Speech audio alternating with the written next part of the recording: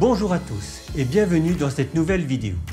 Aujourd'hui, je souhaite aborder un sujet qui concerne de nombreux enseignants.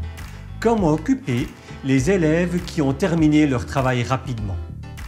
Je sais que cela peut être un défi, mais ne vous inquiétez pas, car dans cette vidéo, je vais vous partager avec vous quelques solutions pratiques et efficaces pour accompagner ces élèves et améliorer leur expérience d'apprentissage. Je vous promets que cette vidéo vous apportera des solutions pratiques et concrètes pour accompagner les élèves rapides et améliorer leur expérience d'apprentissage. Alors préparez-vous, car nous allons plonger dans le monde merveilleux de la différenciation en classe.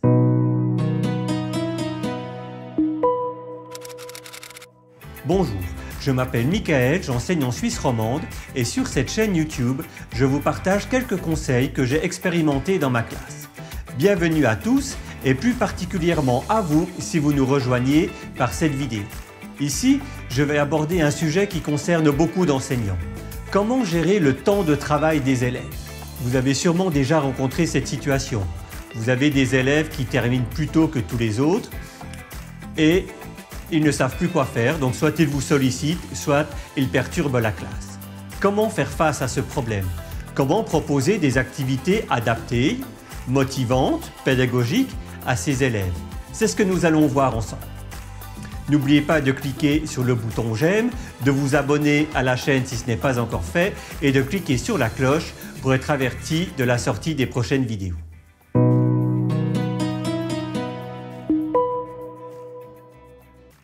Pourquoi est-ce que ces élèves ont tout terminé? De quoi ont-ils besoin maintenant? Avant de chercher des solutions, il faut d'abord comprendre le problème. Pourquoi certains élèves terminent-ils tout avant les autres? Il y a bien sûr plusieurs réponses possibles. Peut-être qu'ils ont un niveau plus élevé que leurs pairs et qu'ils maîtrisent déjà une partie des compétences travaillées, voire peut-être toutes. Peut-être qu'ils ont un rythme de travail plus soutenu, une meilleure concentration, qu'ils sont plus efficaces. Peut-être aussi que les sujets abordés en classe les passionnent plus et qu'ils ont plus de curiosité.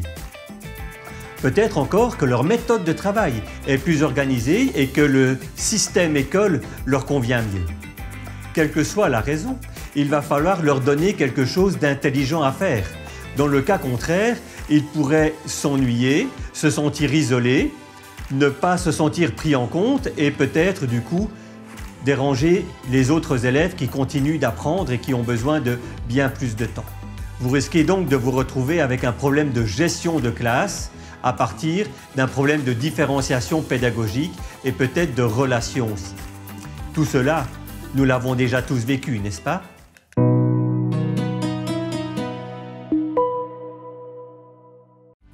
Avant de vous proposer les meilleures solutions, passons en revue les mauvaises réponses à ce problème. On pourrait être tenté de recourir à des solutions faciles, mais en fait elles sont inefficaces, voire contre-productives. La première, c'est de donner plus de fiches, mettant en œuvre les mêmes compétences de la même manière. On se dit que les élèves seront moins au travail, occupés, et qu'ils ne vont donc pas s'ennuyer. Mais c'est une erreur. Cela ne répond pas à leurs besoins, et faire tout le temps la même chose, ça n'intéresse pas grand monde. Une autre mauvaise solution, c'est de leur donner des activités occupationnelles, du dessin, du coloriage, éventuellement des mots croisés. Là aussi, ce seront des activités qui peut-être même peuvent leur faire plaisir, mais ils ne vont pas progresser dans leurs apprentissages. Ils ne vont pas avoir l'impression de faire quelque chose d'utile, quelque chose qui les fait avancer. Et donc, tôt ou tard, ils se sentiront laissés de côté, mis sur des voies de garage. On pourrait aussi leur proposer des grands projets, mais ceux-là vont accaparer tant l'élève que l'enseignant. Il faut donc chercher d'autres pistes, plus adaptées, plus efficaces, plus respectueuses des élèves et de leur diversité. C'est ce que je vais vous proposer dans la prochaine partie de cette vidéo. Restez avec moi.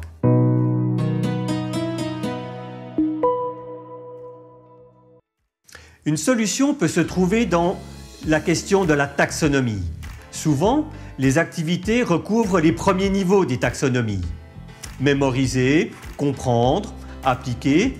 Parfois, on y ajoute le niveau de résolution de problèmes qui fait intervenir une certaine analyse de la situation. Pour permettre aux élèves plus rapides de complémenter leurs compétences, on peut également leur donner des situations permettant de mettre en œuvre des processus cognitifs plus complexes, comme par exemple synthétiser, créer, mettre en lien l'apprentissage en cours avec d'autres éléments enseignés auparavant. Je vous mets en fiche une vidéo qui vous donne plus d'informations sur la manière d'utiliser les taxonomies dans l'apprentissage, en particulier les niveaux supérieurs.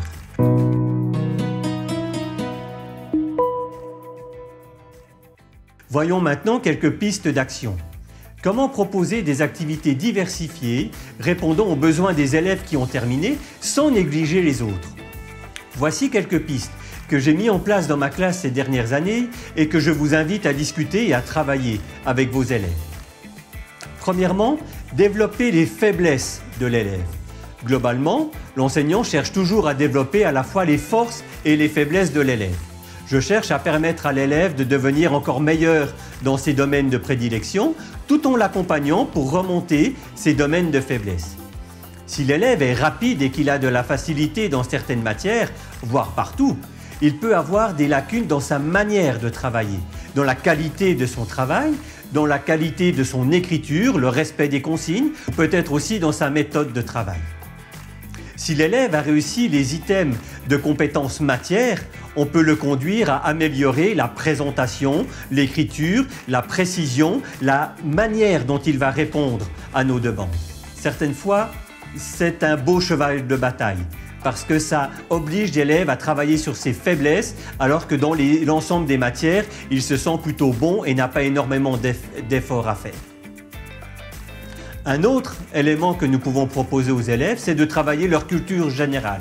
Il s'agit de leur proposer des activités qui leur permettent d'élargir leurs connaissances sur des sujets variés comme l'histoire, la géographie, les sciences, les arts.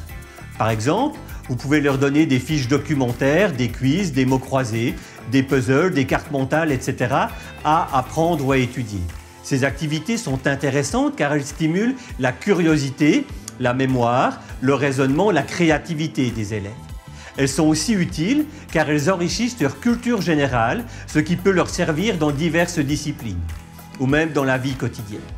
Dans ma classe, par exemple, les élèves ont demandé à pouvoir créer des petites cartes sur lesquelles ils pourraient dessiner les drapeaux des différents pays. Ils ont vu qu'ils étaient dans les premières pages des dictionnaires et cela les a bien intéressés. Ils ont proposé qu'ensuite on puisse afficher ces cartes sur nos différentes cordes en classe, ce qui permettrait à tous les élèves de pouvoir au moins voir les drapeaux et peut-être même de les apprendre. Une autre piste à creuser, c'est celle de l'informatique et des mythiques. Il s'agit de proposer aux élèves des activités qui leur permettent de développer leurs compétences en matière de médias, d'information, de communication à l'aide des technologies mythiques. Par exemple, vous pouvez leur faire découvrir des logiciels, des applications, des sites web et même pourquoi pas des jeux. Ces activités sont intéressantes car elles leur permettent de développer l'autonomie, la responsabilité, mais aussi de découvrir le monde numérique dans lequel nous baignons de plus en plus. Dans le canton de Vaud, par exemple, tous les élèves peuvent avoir un compte tape-touche pour apprendre à dactylographier avec leurs 10 doigts. Une autre manière de les occuper, c'est de leur proposer des jeux. Des jeux, bien sûr, que nous avons choisis pour eux. Ils peuvent y jouer à 2 ou à plus et apprendre toute une série d'éléments tournant plutôt sur le fait de vivre ensemble, de coopérer ou éventuellement d'apprendre à perdre. Ces activités leur permettent de se détendre d'une part, de s'amuser, de se défier, mais il vaut mieux prévoir un endroit bien spécifique dans la classe, voire peut-être aménager une partie du couloir pour cela, parce que souvent ce sont des activités qui peuvent générer de l'excitation, du bruit, et pendant que les autres élèves sont encore en train de s'entraîner sur des techniques peut-être un peu plus ardues pour eux, ce bruit et cette agitation ne va pas les aider. Je n'ai pas encore réussi à mettre cela en œuvre dans ma classe, mais j'ai une série de jeux en attente. Et dès que j'aurai le temps, la disponibilité et l'énergie, je compte bien les leur proposer. Nous parlions que la mise en place de grands projets n'était pas une bonne idée parce que l'enseignant était accaparé par les élèves pour les aider à cette réalisation.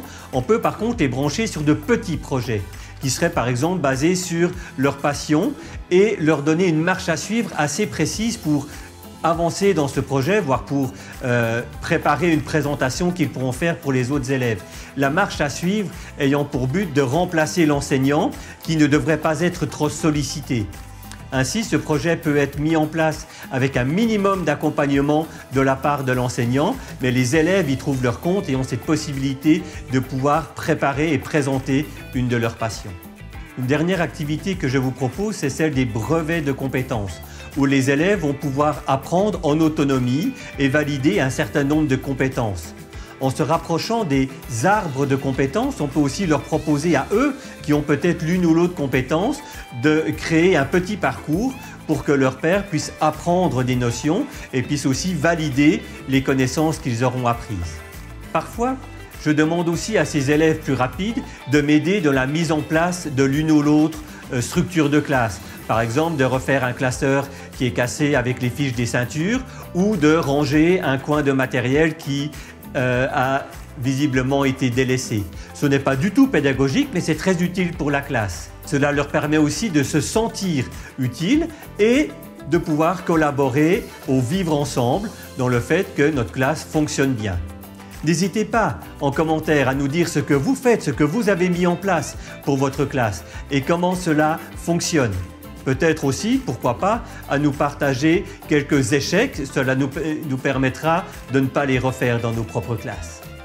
L'important aussi, c'est de discuter et de travailler avec nos élèves pour qu'ils puissent s'approprier les choses, qu'ils se sentent respectés. Certaines fois, ils ont aussi des propositions que l'on peut mettre en place et puis bien sûr, comme toute autre chose, on les évaluera et on verra si c'était une bonne idée ou pas.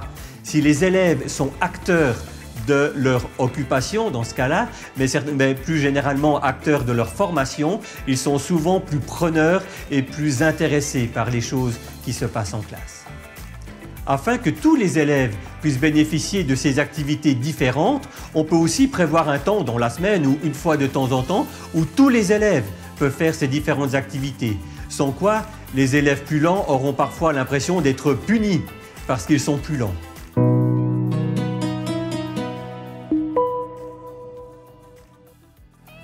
Je vous propose aussi une alternative à ce problème des élèves qui finissent plus vite que les autres.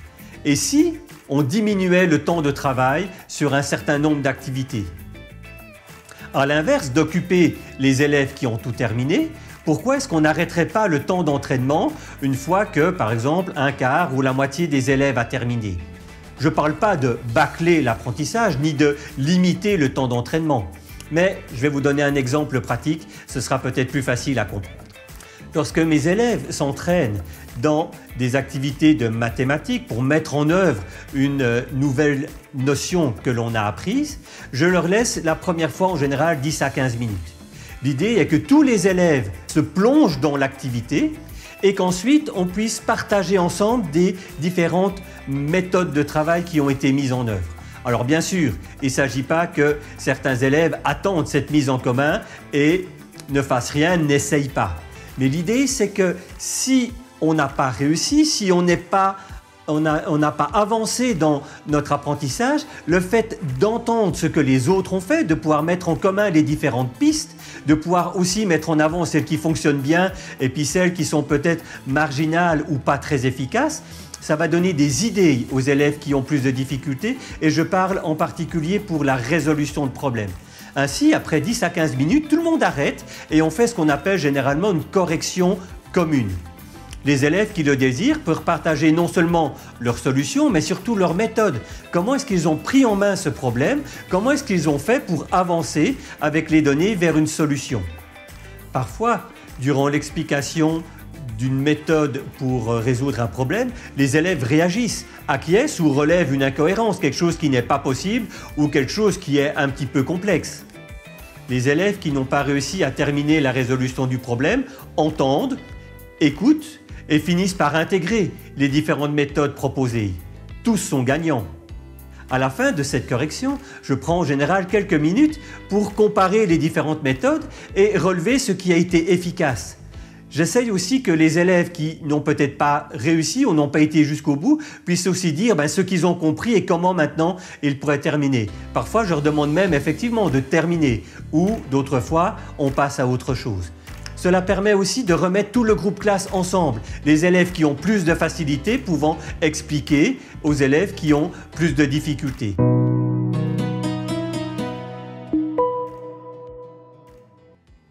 La différenciation entre les élèves rapides et les élèves plus lents, entre les élèves qui comprennent tout rapidement et ceux qui ont besoin de beaucoup de temps pour pouvoir comprendre les nouvelles notions, pour pouvoir mettre en œuvre les nouvelles techniques, ne se résume bien sûr pas à une vidéo de 15 minutes. Les plans de travail sont aussi une manière de pouvoir différencier les rythmes des élèves tout en permettant à chacun d'acquérir les différentes notions.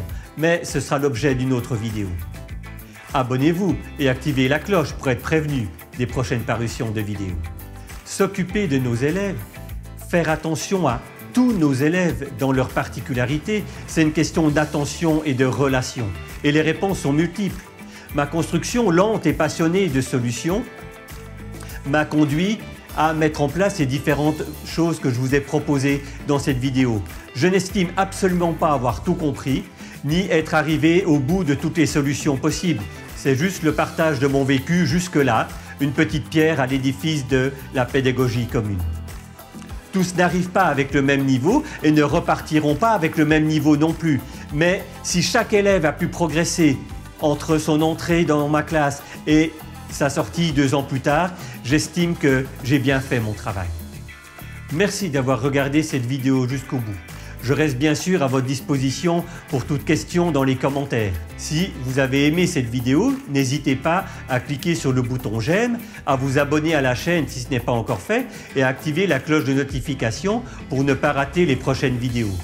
Vous pouvez aussi laisser un commentaire pour me dire ce que vous en avez pensé, ce que vous mettez en place dans votre classe. N'hésitez pas non plus à vous abonner à notre page Facebook, à notre compte Instagram et à la newsletter garantie sans spam. Faites ce que vous aimez, enseignez.